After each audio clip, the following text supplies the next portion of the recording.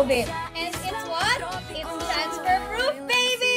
Anyways, ayun na nga, for the first round, pinatayo lang kami, ang dami namin. Tapos sabi lang ni Direk Lauren, ikwento mo yung buhay mo nang naka-freeze ka. Guys, when I tell you, hindi ko alam yung gagawin ko sa mga moment na yun, pero biglang nagulat na lang ako, umiiyak na ako. And hindi yung intention na lang, iniisip ko yung lola ko, yung mga pangarap ko, yung buhay ko, naiyak ako.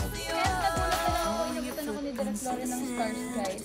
Sobrang dami pang callback bago ako nakapasok. And sa last round, hindi ko kakalimutan ang sinabi sa akin ni Direk Lauren, alam mo anak, kahit nakangiti ka sa amin ngayon, nakikita namin sa mata ko na nag-sit ka. And after listening din guys, umiyak na naman ako kasi totoo, may nato talaga ako, may sakit yung lola ko. And that's it, nagulat na lang ako, nakapasok na ako, and that's the reason kung bakit ako nandito ngayon. Anyways, sobrang haba pag-kwento mo, next time ikikwento ko siya ng mas detailed, but for now, here's the final look.